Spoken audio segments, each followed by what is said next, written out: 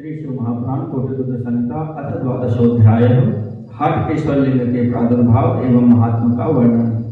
विषय ऊचु सूत जानासि सकलं वस्तु व्यास प्रसाद तव तवाज्ञातां न विद्येत तस्मात् पृच्छामहे वयम्। ऋषि बोले, हे सूत जी, आप व्यास जी की कृपा से सब कुछ जानते हैं, कोई भी बात आपसे अज्ञात नहीं है, इसीलिए हम लोग आपसे पूछते हैं। लिंगम च पूज्यते लोके तत्त्वया कथितं च यत् तत्तथैव न चान्यद्वा कारणं विद्यतेत्यह। आपने पूर्व में कहा था कि लोक में सभी जगह शिवलिंग की पूजा होती है, क्या वह लिंग होने के कारण ही पूजित है अथवा अन्य कोई कारण है? बाणरूपा सतालोके पार्वती शिववल्लभा एतत् किं कारणं सूत कथयितुं यद्यथा श्रुतं। शिववल्लभा पार्वती लोक में बाणलिंग रूपा कही गई जाती हैं। हे सूत जी, इसका क्या कारण है? इस विषय में आपने जैसा सुना है वैसा कहिए। सूतवाच कल्पभेद कथा चैव श्रुता व्यासान् मया द्विजाः तामेव कथयाम्यद्य सूयतां ऋषिसत्तमाः। सूत जी बोले, हे ब्राह्मणों, हे ऋषि सत्तमो, मैंने व्यास जी से जो कल्प भेद की कथा सुनी है उसी का आज वर्णन कर रहा हूँ। पुरा दारुवने जातं यदुदत्तं तु द्विजन्मनां तदेव श्रूयतां सम्यक् कथयामि यथा श्रुतम्। दारुनाम वनं श्रेष्ठं तत्रासन् ऋषिसत्तमाः शिवभक्ताः सदा नित्यं शिवध्यानपरायणाः। पूर्व काल में दारुवन में ब्राह्मणों के साथ जो घटना घटी उसी को आप लोग सुने। मैंने जैसा सुना है वैसा ही कहता हूँ। हे ऋषि सत्तमो, जो दारू नामक श्रेष्ठ वन है वहाँ नित्य शिव जी के ध्यान में तत्पर शिवभक्त ब्राह्मण रहा करते थे। त्रिकालं शिवपूजां च कुर्वन्ति स्म निरन्तरं नानाविधैस्तवैर्दिव्यैस्तुष्टुस्ते मुनीश्वराः। ते कदाचिद् वने याताः समिधाहरणाय च सर्वे द्विजर्षभाः शैवाः शिवध्यानपरायणाः।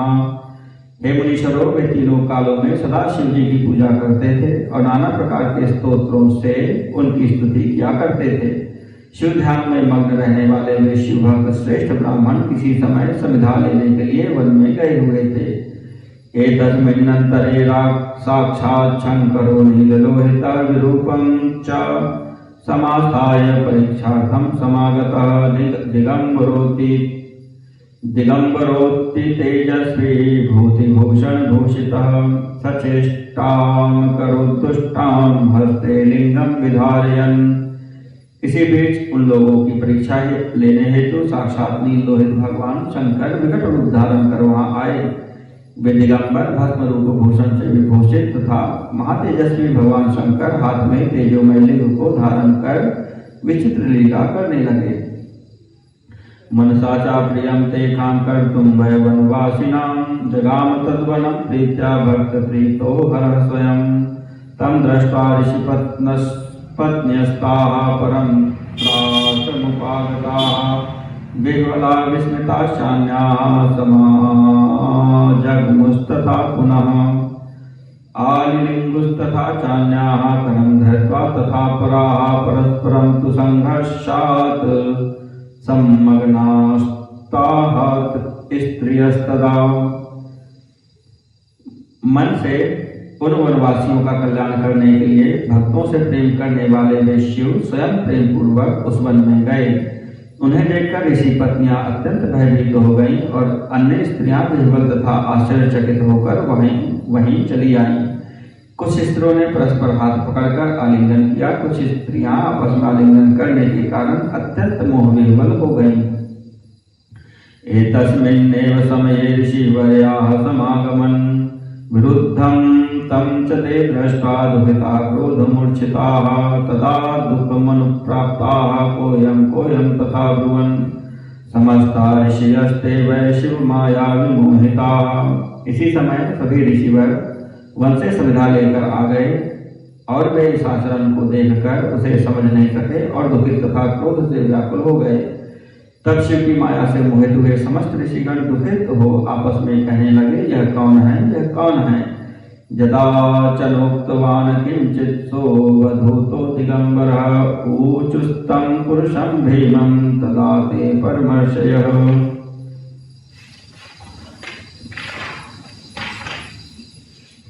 त्वया विरुद्धं क्रियते वेदमार्गविलोप्यत् ततस्त्वदीयं तल्लिङ्गं ततां पृथ्वीतले। जब उन दिगंबर अवधूत ने कुछ भी नहीं कहा, तब उन महर्षियों ने भयंकर पुरुष का रूप धारण किए हुए उन शिव जी से कहा, हे अवधूत, तुम वेद मार्ग का लोप करने वाला यह विरुद्धाचरण कर रहे हो, अतः तुम्हारा यह विग्रह रूप लिंग शीघ्र ही पृथ्वी पर गिर जाए। सुतवाच इत्युक्ते तु तदा तैश्च लिंगं च पत्कं क्षणात् अवधूतस्य तस्याशु शिवस्याद्भुतरूपिणः। सूत जी बोले, हे महर्षियों, उनके ऐसा कहने पर अद्भुत रूप वाले उन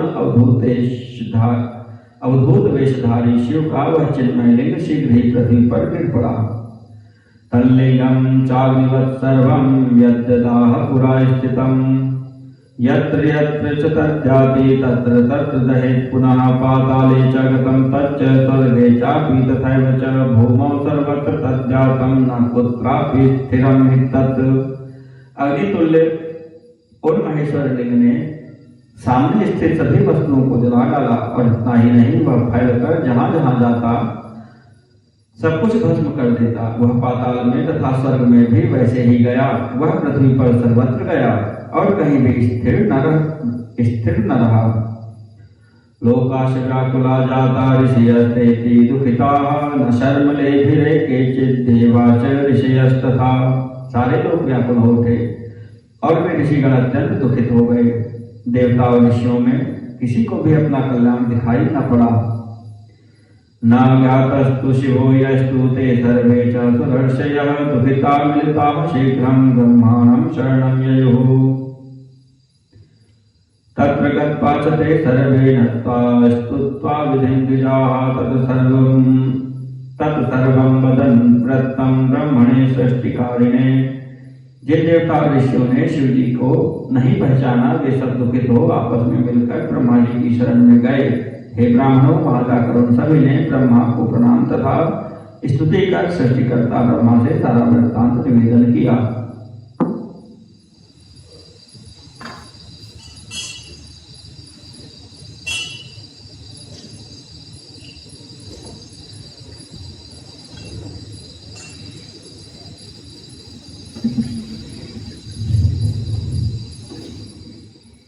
ब्रह्मा तद्वचनं श्रोता शिवमाया विमोहितान् ज्ञात्वा तान् शंकरं नत्वा प्रोवाच ऋषि सत्तमान्। तब ब्रह्मा जी उनका वचन सुनकर उन श्रेष्ठ ऋषियों को शिव की माया से मोहित जानकर सदाशिव को नमस्कार कर कहने लगे।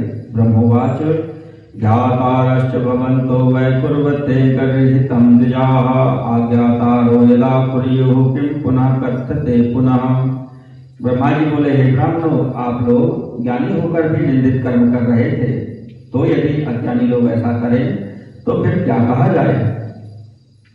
विरुद्ध्यैवं शिवं देवं कुशलं कः समीहते मध्याह्न समये यो वै नातिथिं च परामशेत् तस्यैव सुकृतं नीत्वा स्वीयं च दुष्कृतं पुनः संस्थाप्य च तिथिर्याति किं पुनः शिवमेव वा। इस प्रकार सदाशिव से विरोध करके भला कौन कल्याण की कामना कर सकता है। यदि कोई मध्याह्न काल में आए हुए अतिथि का सत्कार नहीं करता, तो वह अतिथि उसका सारा पुण्य लेकर और अपना सारा पाप उसको देकर चला जाता है। फिर शिव जी के विषय में तो कहना ही क्या।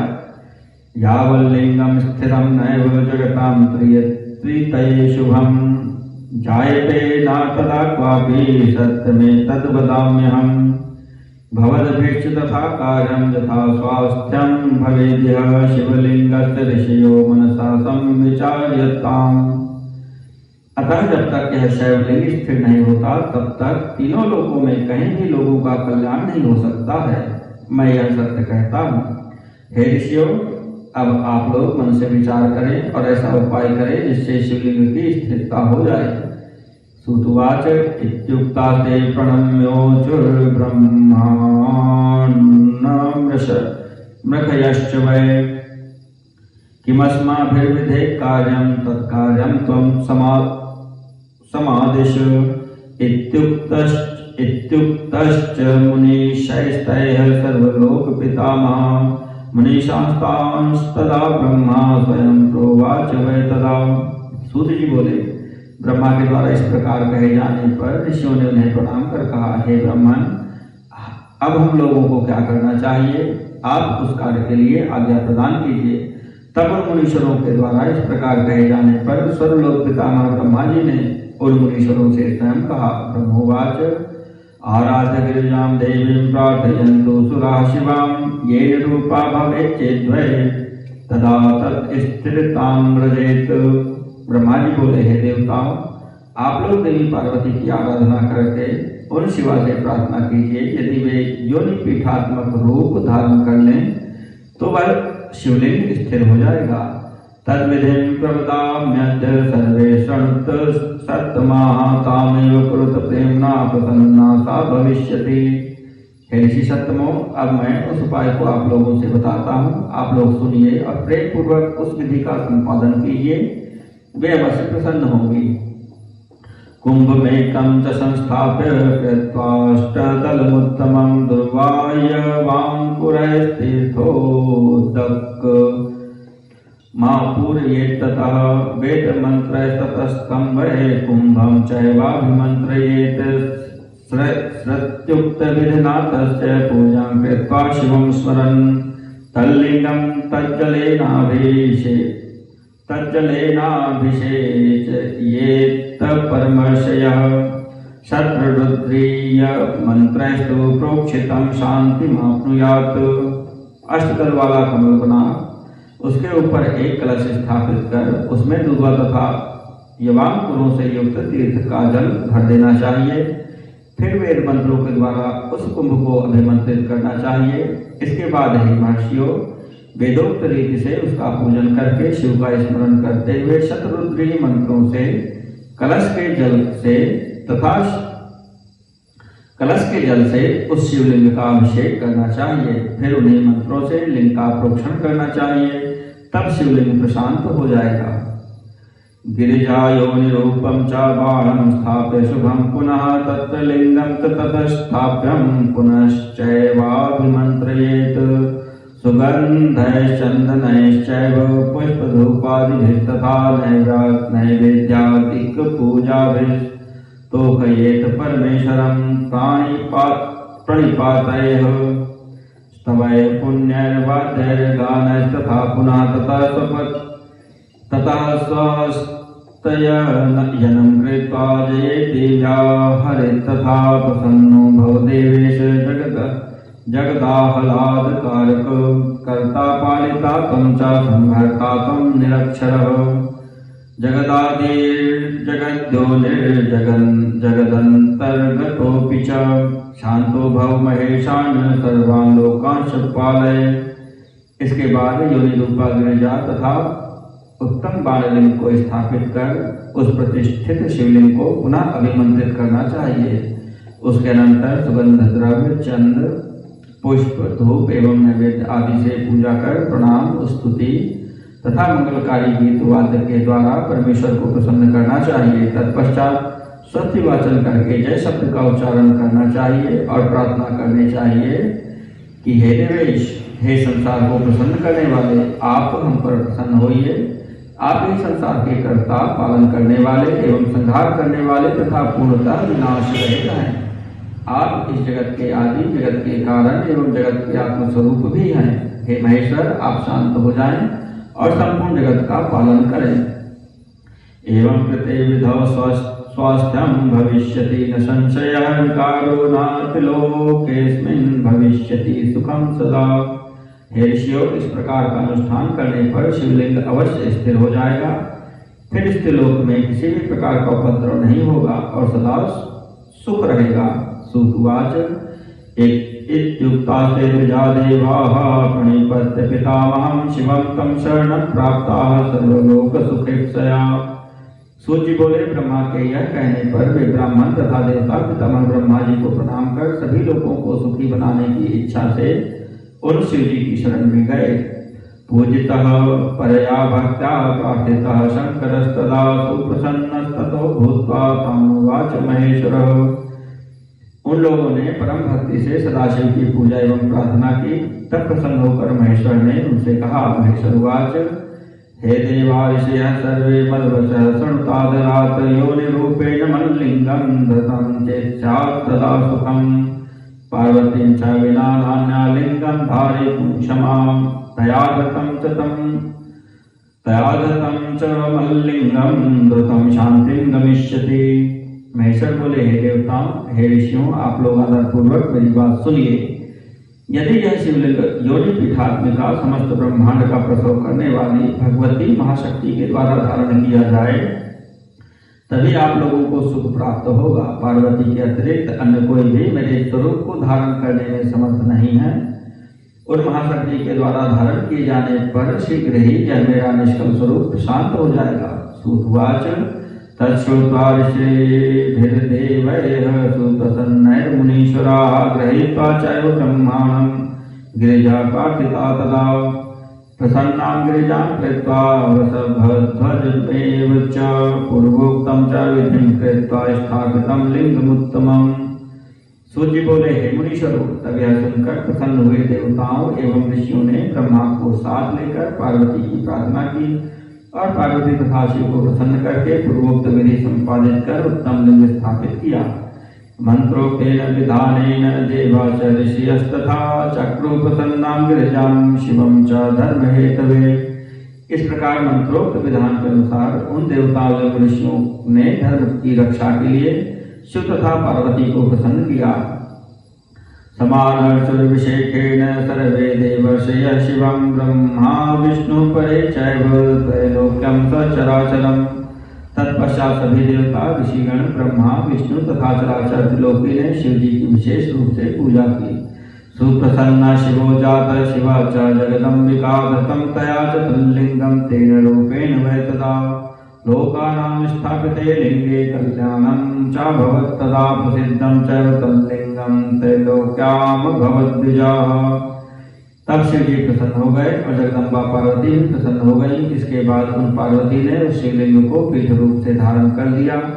हे द्विजों, तब शिवलिंग को के स्थापित हो जाने पर लोगों का कल्याण हुआ और वह शिवलिंग तीनों लोकों में प्रसिद्ध हो गया। हाटकेशमिति ख्यातं तच्छिवा शिवमित्यपि पूजनात्तश्च लोकानां सुखं भवति सर्वथा। यही सर्वसमृद्धिः स्यान्नाना सुखवहाधिका परत्र परमा मुक्तिर्नाथ काया विचारणा। पार्वती जी तथा शिव का वह विग्रह हाटकेश्वर इस नाम से प्रसिद्ध हुआ। उसके पूजन से सभी लोगों को सब प्रकार का सुख प्राप्त होता है। इस लोक में अनेक प्रकार का सुख देने वाले संपूर्ण समृद्धि अधिकाधिक प्राप्त होती है और परलोक में उत्तम मुक्ति प्राप्त होती है। इसमें कोई विचार नहीं करना चाहिए। इति श्री शिव महापुराणे चतुर्थ्यां कोटिरुद्र संहितायां लिंग स्वरूप कारण वर्णनम नाम द्वादशोऽध्यायः।